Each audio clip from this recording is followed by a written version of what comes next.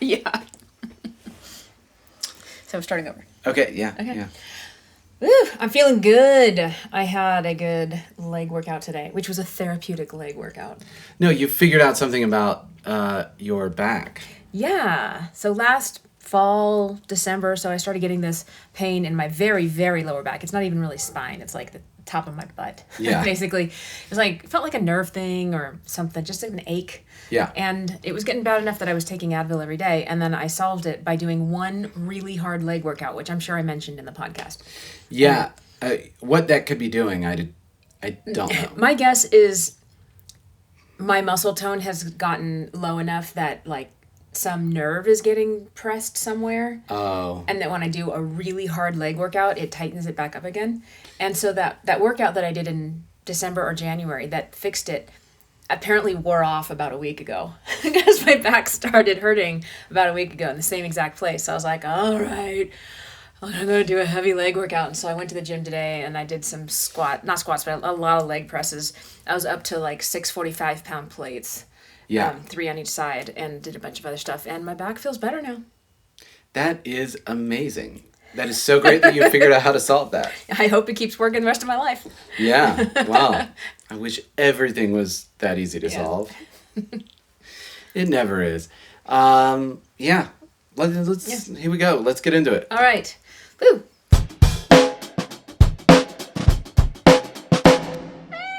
It was a busy weekend. That's It was a busy week and weekend.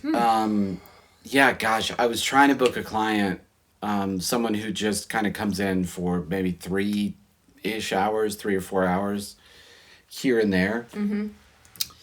And just about impossible to work in at this point. Really? Well, the rehearsals, because Yeah. I always have that Tuesday rehearsal with the Half Zen guys. And then we had a Thursday rehearsal with Cody. Mm-hmm. So normally, okay, I could record Thursday afternoon and evening, but we had the rehearsal, so I couldn't do it then. Mm-hmm. And then Friday, those guys from out of town, where are they from? Hawaii? From New York. New York. Okay. Yeah. Yeah. They're a bit flexible too, I put a note in that if you need the time, talk to me. But still, I yeah. don't want to, Yeah. But it has just been, this week's been packed. I feel that way about my schedule too. I mean, I've taken some indulgences with my schedule and booked 3 trips, all just 2 weeks apart. So we went camping, and now on Wednesday I'm leaving to go visit my aunt and uncle in Guimas. on an island, Guimas on an island. Seattle. Seattle area. Yeah. And then 2 weeks after that I'm going to San Diego we're going to San Diego for a few days. So I'm cramming all of my lessons, my in-person lessons into like one day. Right. Or 2 days plus there's all the work. I'm going to be working from every place that I'm at. Right. The next couple of trips. But yeah, it's good. So gigs this weekend. We had 2 gigs with Cody. Uh-huh. And we had one with Petty Nicks Experience. And then, of course, as I was saying, Thursday, and we can maybe start there. Okay. Thursday, we had a rehearsal with Cody for the gigs on the weekend, both because we had a new drummer doing those gigs, Trevor Mariotti. Yeah. Which, moms, I know that's an Italian name. He does seem to be above board. He at least claims to work with our Ingrid, who teaches at Performance High. Right. They work at the same school. I mean, how can you verify that? But, can't trust Ingrid. Most trustworthy person on the planet. Yeah, she's crooked as a barrel of black snakes. Anyway, I don't know. But so we had to rehearse Thursday for both because it was a new drummer and because Cody added kind of a lot of new material. That's something worth talking about. Yeah. It was a lot of new material for also not having played in a while and having a new drummer. Yes, so the whole band hasn't played in a while. So some old things were a little new again, just definitely needed refreshing. Mm-hmm. And then, of course, the drummer had never played any of it. And Trevor did amazing. Spectacularly well. Really, really well. I would say one of the things I was most impressed with Trevor as a drummer, who we coincidentally have played with before because not in the same band, but we've done shows with his bands. Oh, yeah. we played with, he was in a band called The Sound and Color. Right. And we played with them at the Bluebird Theater.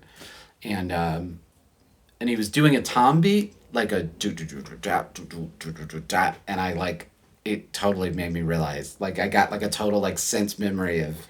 Yeah, you were saying that like during rehearsal he played something on the toms, and you were like, "Oh, I've played with you before. I recognize that way of playing toms." It just like the sound, like his groove. I was like, "Oh, I've."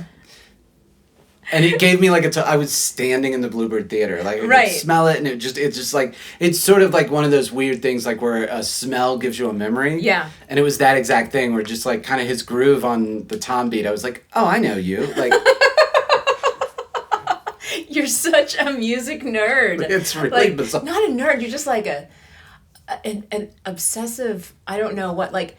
For that to be so deep in your brain that it takes you back to that moment, the same way that like someone's cologne does, like you know, you right. get a whiff of your like first boyfriend's cologne right. 30 years later, and you're like, oh my gosh, he's here. That's crazy. It's just that there's certain people with certain things they play, they have like a little fingerprint, and it's maybe not every note they play, but they'll do certain things, and you're like, oh yeah. Anyway, getting back to talking about how Trevor did in rehearsal, I was so impressed at, man, maybe more than anybody we've played with in recent memory, his ability to switch between following and leading, even in that first rehearsal. When it was a first rehearsal and we were covering an insane amount of material in a very short amount of time. So we were running stuff, it was showcase style, once, maybe twice.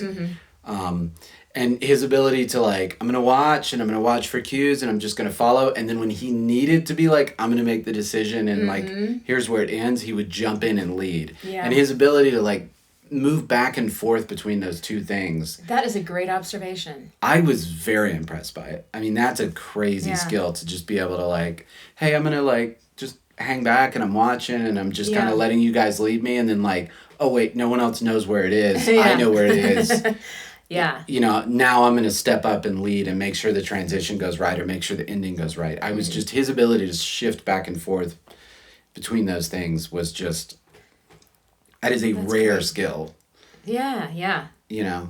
And a really pleasant person to be around too. Just and real so joy. Nice. Real you know, joy.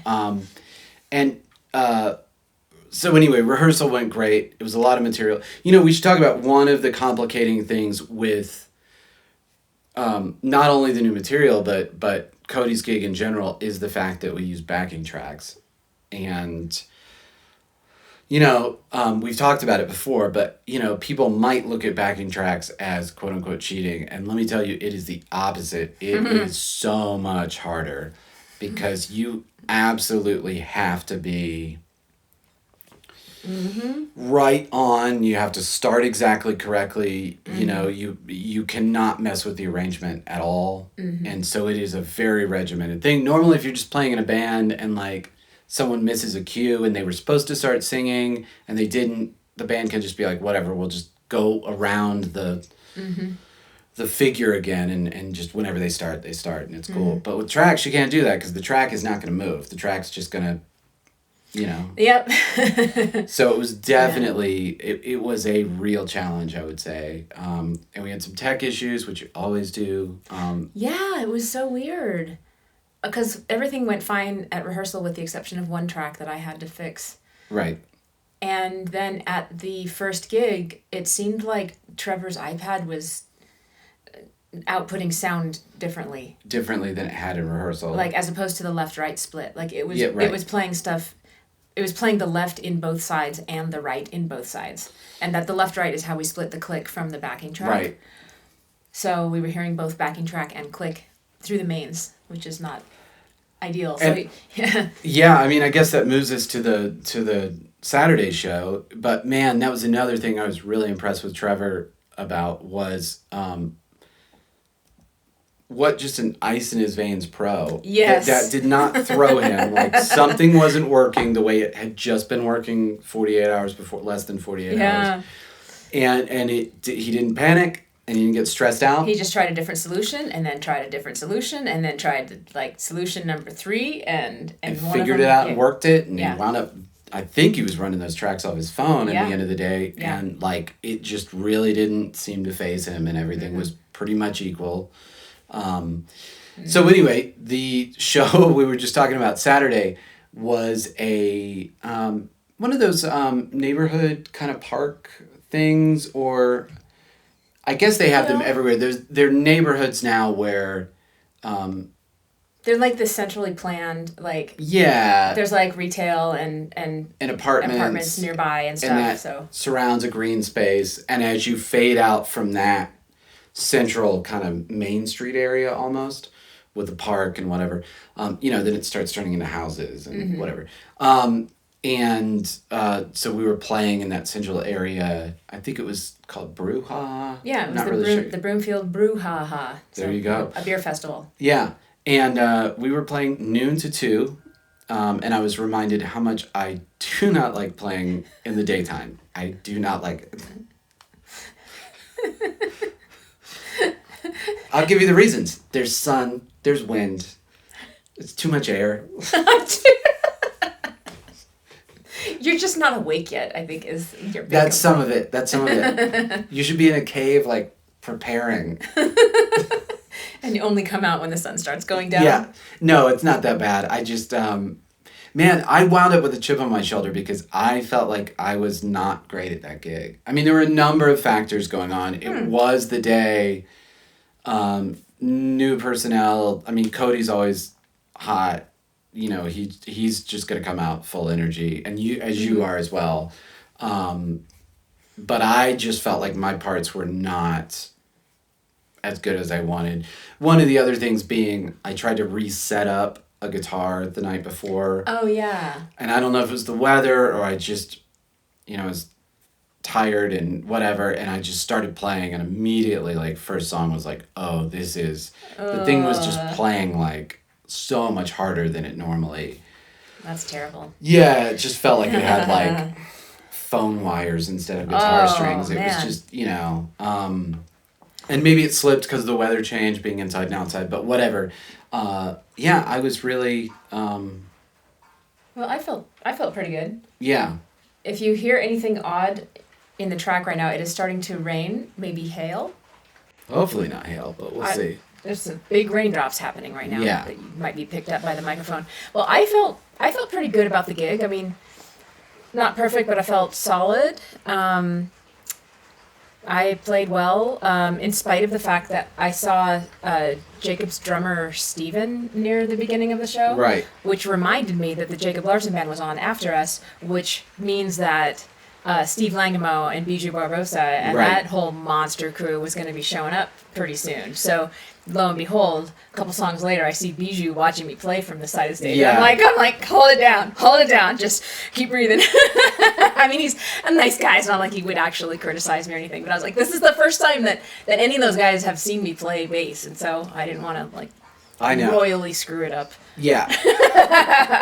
And I thought it was, I was thinking the same thing because Steve Langemo was there, and Steve is like just, monster player. I mean, we're such different players that there's no kind of overlap in a way. Like, you know what I mean? Like, it's just not. Mm-hmm. I don't do what he does. He could do what I do. Whatever. But anyway, we were joking around after the show right before Jacob Larson and his band went up, and I don't know how it came up, but I was like, yeah, Steve, I was sure nervous with you standing there on the side of the stage, just whatever. Mm-hmm. And Steve was like, and Bijou's standing right here too. And I was like, yeah, but Bijou isn't listening to guitar solos.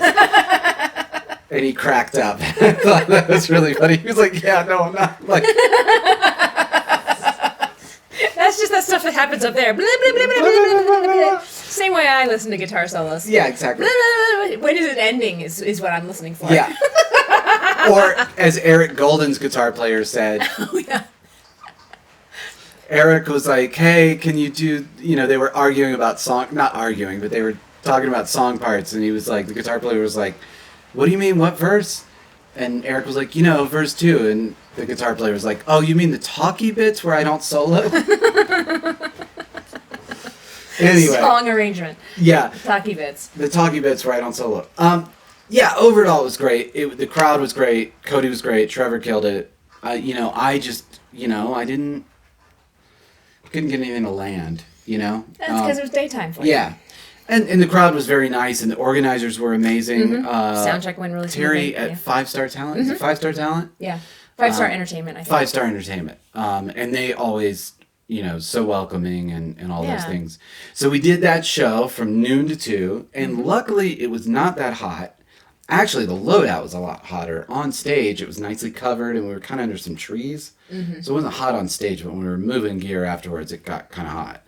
And then we raced home, switched out gear because we needed some different gear to go play with Petty Nicks. Yeah. And I know we've talked about it on the podcast because we do it every summer. The neighborhood is called Crystal Lake. Yeah. And they have this nice park, and it's almost kind of amphitheater-ish. It's naturally like a sloping, there's a high area, and then it slopes down to the lakes. And we just played for their homeowners association. Yeah. And A lot of people hanging out on blankets and stuff. yeah, that kind of thing.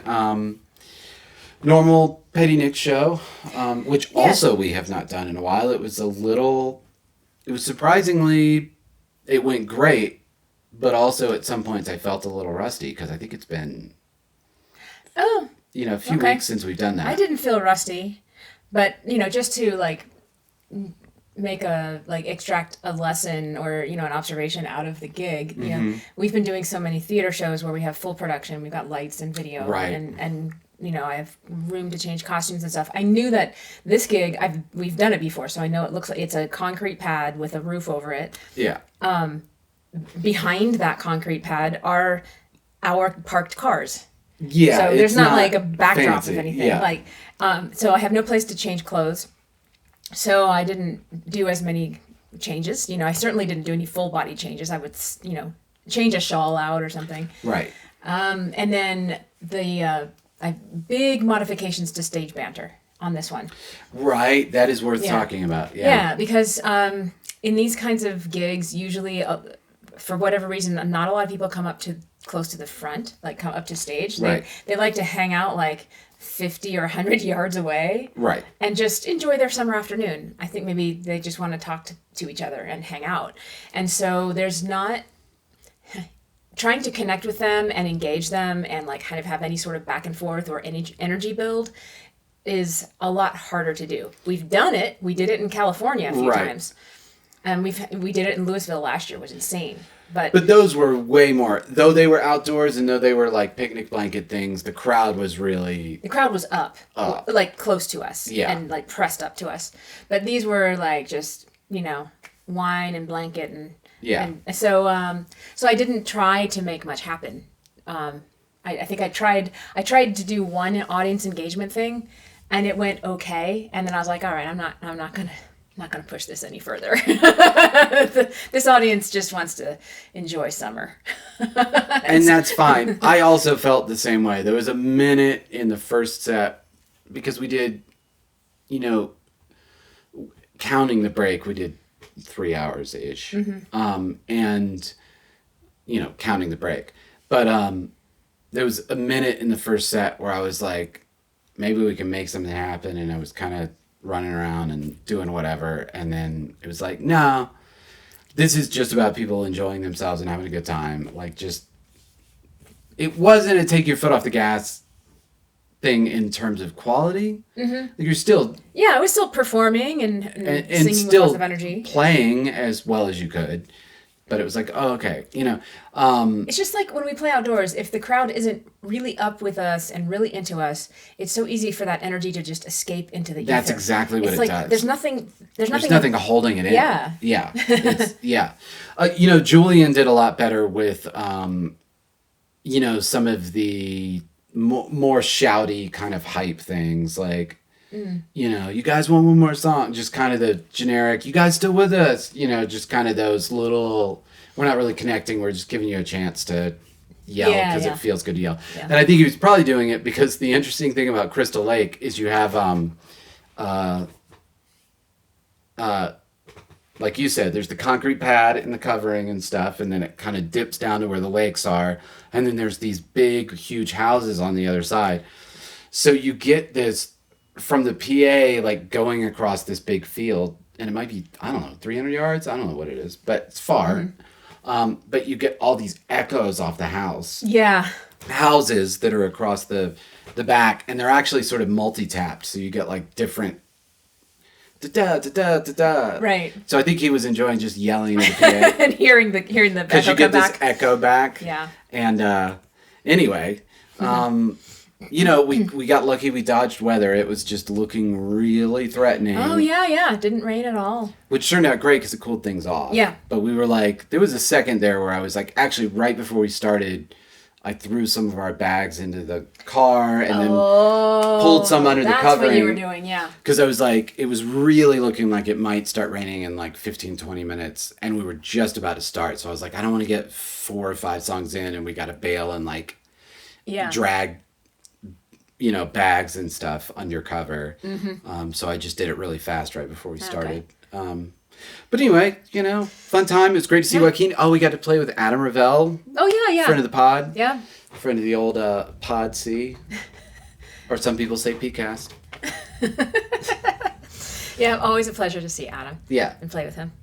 Yeah, and then we were exhausted after that. And that day of gigs. Yeah. And then we got up and had another one. Yeah, we were playing with Cody again at a lovely fundraiser. I wish I Education Elevation. Yeah. Yeah. It is a charity that helps provide funding for education for the Sherpa people.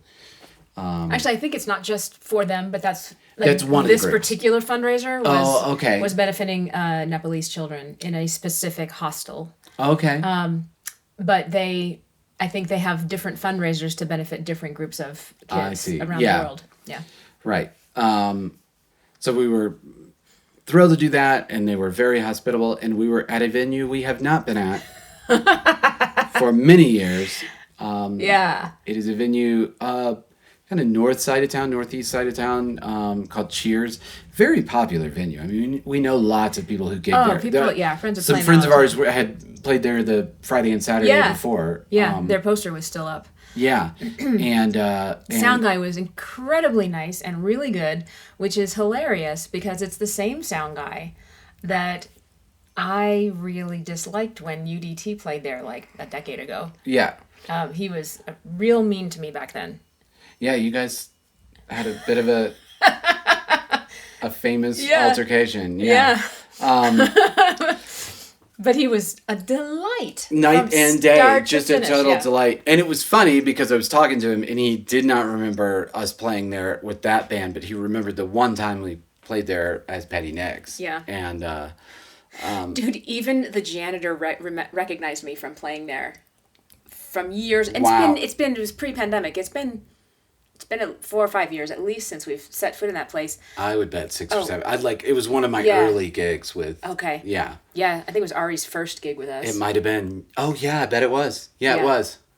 Anyway, I was loading out and a guy was taking the trash out to the dumpster and he's like, oh, I remember you. You played with that one, that Stevie Nicks. I was like, are you kidding me?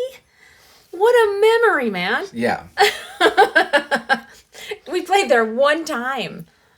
And I thought, I really had fun this time. It was a fun stage, and Jeff on sound was just great. And, you know, I got to give him credit. He was actually fully working the whole time. You know, some sound guys set it and forget it. Some people are the opposite, where they're just tweaking just to out of boredom. He was actually actively... you could hear it in the room. He was kind of balancing and... Oh, nice. Kept it really nice, and I felt like I got real vindication. I went in that gig with a little bit of a chip on my shoulder. As I mentioned, I didn't do as well as I wanted to on the Saturday gig, and on this gig, I was like, all right, I'm gonna get it back, and I felt so much better. That's good. I kind of hit all the stuff I slightly missed the day before, and you know, it feels good. I've talked about this. Eric and I've talked about this before. Like, there's nothing worse than the bad gig, and a bad gig is no big deal when you've got another one the next night or Right. the next week, and you can like vindicate it and win it back. Right. When you have a bad gig and it doesn't go great, and then it's 2 months till the next one, that's when it hurts. Then it kind of like that bad gig just like it sinks in. It's like It the just- last thing that happened. It really sinks in. Whereas, you know, if you can get it back, and, you know, Eric's playing 4 or 5 nights a week, so he's like, I mean, he's always great, and maybe no one in the audience would notice a difference, but for him, he's like, oh man, that's not up to my personal standard, but I'll just do a little better tomorrow, and I'll average it out to an A- by the end of the weekend. Yeah. And so it was good for me that way, because I don't have to stew about that, because if you know, if you average me over the 2 gigs, I'm probably B plus. B, Cool. solid Cool. B. Good. But yeah, I thought that gig was really fun. Yeah. And everybody just seemed to enjoy it quite a bit. I think it was a great, you know, having done the rehearsal and one gig and then this gig, a lot of the track stuff was really, no one was freaked out by it. Everybody was, Yes. you know, Yeah. it wasn't as much of a like white knuckle, sweaty, like, Yeah, that's for sure. you know, we were all just more relaxed and Yeah. having a good time. And Brenna and Jana were there doing backups. Always fun. Always fun to have those guys. And Do we have any takeaways or recommendations or lessons well, beyond the ones we've already mentioned? I guess. boy, I'll tell you one that I have known for years, and I say it all the time. Music life is this constant process of Relearning lessons. relearning lessons. It just never ends somehow. And life maybe is that way. You know, you know better, and then you forget somehow, and then you get to know better again. Messing with that guitar the night before the show, the strings were old, they were a little crappy, but especially with the outdoor show midday, I absolutely should not have messed with that guitar. I should have gone, it'll get me through these 2 gigs and it's working as is, and then I'll fix it on Monday, and if anything goes wrong, I've got time to, and I didn't. I was like, you know, we did our normal watch TV thing, and then Right. last thing before bed for me, I restrung the guitar and kind of set it up and stuff, and didn't do a good job. And Yeah. I just should not have messed with that guitar. That's kind of like fixing the last bug before the software release. Yeah, it's very similar. Or that reminds me of the time with in the Adrian O band when we had all those lights that one of our band members bought. Right. So this is back a ways, with early days of Adrian O, and we were a trio. Might have at still the been a time. trio, yeah. I think we were, if not a quad, 4 people. But Yeah. one of our band members had invested in a boatload of lights that Right. he was triggering off Ableton, because we were still using Ableton loops at the time. And he decided to completely reprogram the show the night before. Right. And this is after, no, it was, he decided to reprogram the loops the night before our last rehearsal before the show. Right. And then he reprogrammed all the lights the night before the show. Right. The real problem was reprogramming all the loops somehow the night before our last rehearsal, and we couldn't get through a single song. Right. Like, we had a good 45-minute set, I think, and Yeah. we 3 hours in, we had not been able to get halfway through the set. And I walked out of the house like I was gonna explode, and Yeah. I was like, dude, you're a software developer. You know you don't fix stuff right before release. You never fix stuff right before release. It's gone through QA. That is what it is. And I've done the same thing, you know, like don't, you know, like, you know, on the pedals and stuff, like don't, you know, like get through the gig, and then when you have the time and it doesn't matter if you mess everything up, Yeah. then fix those things or go back and re-engineer from the ground up if you Yeah. need to, but don't do it the night before something. And that really bit me, and it's something I know not to do. Like, don't mess with them, Yeah. you know. And Yeah. and there were a bunch of my Petty Nicks guitars that desperately need new strings, and I was like, Don't touch it. don't touch them. They'll Yeah. get through this show, and then I have this week to actually, like, and if anything goes weird, I've got time to fix, Yeah. you know. Yeah. And then some of it, mindset, for me, one takeaway is really, like, I think at least both of the Saturday gigs, I didn't do a good enough job of taking time for me to get in the right mindset, which I've talked about on this show before, and I've talked with you about endlessly. Like, We didn't have time. we didn't have time, and it's bizarrely important to me to be able to like get into my Yeah, both of those were sound check right up till playtime. yeah. I mean, the Petty Nicks experience, we had 10 minutes, but that's Right. not enough. And the For all the Cody show was costuming, yeah. less, it Yeah. was like 3 minutes, like. Yeah, well, we finished sound checking 1 minute into when we were going to start. Right, but then it was like, we have to, Yeah. we can't just start and play an hour. Like, Yeah. we've been standing up here for an hour already. We Yeah. need to like grab water and Yeah. put on clothes. And Wow, can you hear that it rain? is really coming down. That is a early summer rain. A little bit of thunder. You don't get thunder out here very much. Yeah, it's a beautiful sound. Yeah, it's nice. Hopefully like it's getting on the tape. Well, is that it? Yeah, I think that's pretty much it. Yeah. I'll give one tiny little observation / I don't know, takeaway that I had, which is I switched back to the 4-string for these gigs. Right. I've been playing the 5. Ibanez 5-string Yeah. mostly because I like having a few extra notes, but I really like the feel of that 4-string, and so we're going to look at the Sire that you and Nate both recommended. Yeah, and I told you to talk to Nate about. Yeah, I'm going to talk to Nate tomorrow. I've got a bass lesson tomorrow. Yeah, and because Nate and I've talked about his bass a bunch, but I don't remember all the details. But there is something even on stage with you, like the kind of power of that style of Yeah. bass. It just has more like definition, more I don't know, more power. It's not loudness. It's like more, you got a Yeah. note here and a note there, Yeah. rather than a hug, a note. That a is note. that is a better way to say it. Yeah, it's crisp, it's bassy, but punchy. crisp, punchy. Yeah. Yeah, and even on stage I really noticed it. And it was actually really fun at Cheers the next night. Well, actually at the outdoors thing, but both things they really had you going through the subs. They sure did. And so you were Love that definitely feeling. like Yeah. you were moving the room around. Yeah. It's funny. There's something about being a small, like, physically small woman playing such a big sound that feels super amazingly cool. I have never thought of it that way. Really? That has never occurred to me. It's like, it's a little, not paradoxical, but it's like, it's a power I don't get, it's a physical power I never get to have in real life. Right.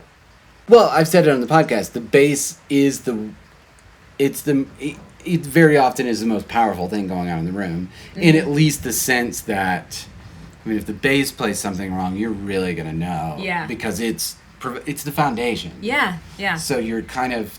And most bass players that you see out in the world, it's changing these days. You're seeing more women. Sure. But most bass, like the typical bass player, is a tall man. That is absolutely true. I mean, Nate's a big guy. Bijou's a big guy. Yeah, Vic's a huge guy. Vic's a huge guy. Yeah, it usually is. Yeah, there's bigger. Something about Yeah. the instrument, fits well with those guys, and so Yeah. I think playing the bass matches with the part of me that's like the boss lady. Well, and maybe that's why that's never occurred to me, because in everyday life, I don't think of you as being. We've talked about this. I think of you as being my size. I mean, you're not, I know. which is ridiculous because you're not at all. But like, just in like everyday Yeah. life, like I assume we're the same size. I don't Right. know. Yeah. Yeah. Yeah, but I totally get. It is funny too seeing you play bass because you're not a lot bigger than the instrument I itself. know, it's like my arms are. Yeah. But man, you were like coming out of those subs. You were just Yeah. like thumping. Yeah, I loved it. It was great. I loved it. Yeah. Cool. All right, let's wrap this up. I've got so much to do. Oh my gosh. Yeah. So yeah. new. So do I. So Let's just close it off. Yeah. No sponsors this week. I don't know where to put the money. Closet's full, under the bed is full. The bank keeps sending me letters like, stop giving us money. It's unbelievable. does this joke ever get old, guys? It gets old. And if I keep doing it, it'll get funny again. I'm not a good person to ask because I just think your jokes are eternally funny. Like the same joke every day is still funny to me. That's the secret. Just you got to tend your garden, folks. Anyway, thank you so much for listening. We are sponsored, as always, by Performance High. Voice and Music Studio. And we appreciate all of you, and we will see you soon. Bye. Bye.